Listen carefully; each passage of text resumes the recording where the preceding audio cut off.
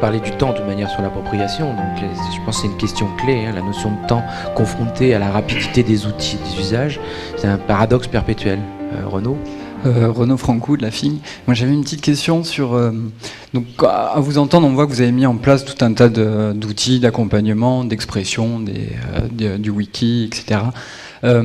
Mais j'imagine qu'il doit se passer aussi des choses ailleurs, et peut-être des gens s'expriment, font de la conversation peut-être ailleurs, peut-être pas sur ces lieux-là, sur les jeunes, sur des skyblogs, ou sur des forums territoriaux, ou des réseaux sociaux, etc. Que la conversation se passe, toujours en parlant du territoire. Est-ce que vous avez une idée un petit peu de ça? Est-ce que vous le regardez? Est-ce que ça vous intéresse de vous dire, bah tiens, cette conversation qu'on n'a pas forcément stimulée, on va essayer de la rallier aux outils qu'on a. Enfin, voilà, c'est une question un petit peu ouverte, mais bon, là aussi, c'est des temps très longs, mais si vous interrogez un petit peu là-dessus aussi. On essaye de créer des passerelles avec d'autres types d'acteurs sur le territoire que nous, on n'a pas forcément identifiés en tant que tels. Je parlais des conseillers consultatifs de quartier, par exemple. On essaye depuis quelques années maintenant à les impliquer, puisque les conseillers consultatifs de quartier sont organisés par quartier avec des bureaux et des conseils, des bureaux que ça s'appelle, pour essayer de développer des initiatives. Ils sont consultés sur un certain nombre de projets et la discussion a lieu dans ces endroits-là, et on a essayé de leur apporter également l'outil informatique pour les aider aussi. Pas tant dans l'expression, parce que ce sont des gens qui, en général, quand s'impliquent dans les conseils consultatifs de quartier, ils y vont volontairement, donc ils sont assez habiles sur la prise de parole.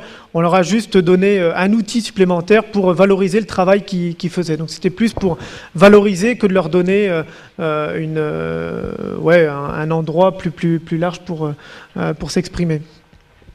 Sinon, au niveau on travaille beaucoup en réseau, bien entendu, et pas uniquement sur le territoire de Brest et Pays de Brest, puisque on est impliqué dans plusieurs associations au niveau national, puisque pour nous, c'est essentiel de pouvoir partager des rencontres comme aujourd'hui. Pour nous aussi, on essaye de se déplacer autant que possible pour voir aussi ce qui se fait ailleurs et pas rester concentré au niveau de Brest. Dernière question dans la salle. Bonjour, Émilie du Centre social Planète Champsaur, je suis responsable d'Anéric. Donc on a un projet de monter un wiki Champsaur. Et en fait ma question c'était plutôt au niveau du droit, savoir à qui appartient en fait tout ce que vous publiez sur Internet et comment vous fonctionnez pour le droit à l'image. Alors, question essentielle que j'ai pas eu le temps d'aborder. Pour les projets en tout cas que l'on porte, que l'on coordonne, que l'on anime, comme Wikibrest, on a un responsable éditorial, c'est l'élu chez nous, donc il est responsable éditorial, donc Michel Briand. Sur la propriété intellectuelle des contenus, on fait en sorte, c'est une question sur laquelle on est assez sensible et on y travaille également, et on favorise autant que possible l'utilisation de licences libres.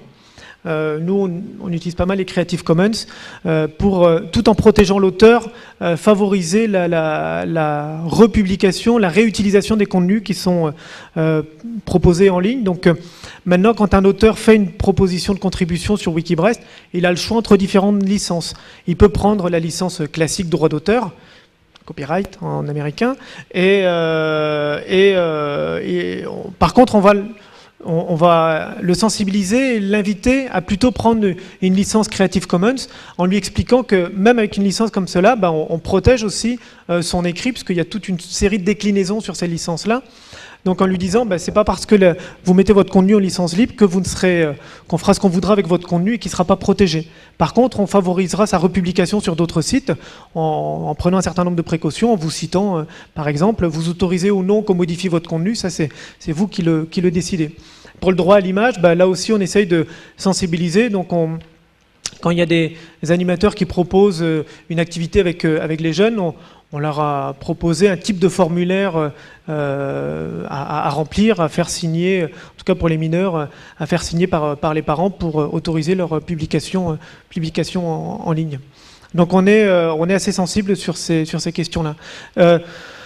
Pour revenir tout à l'heure sur monsieur qui disait sur le temps qui pouvait manquer aussi au niveau des animateurs, je dis bien, tout ce travail-là, c'est pas nous, au niveau des 8 personnes dans le service, qui faisons cette collecte sur le terrain, vous l'avez bien compris. On se repose sur le réseau des acteurs. Nous, on est juste là pour mettre de l'huile dans les rouages, donner les moyens d'eux, mais après, c'est pas nous forcément qui allons collecter la parole, facilitons l'expression en ligne, mais on met en réseau les gens, on facilite la mise en réseau des acteurs et on leur donne quelques moyens pour faciliter cette expression. Après, ce sont les animateurs qui font ces projets sur le terrain.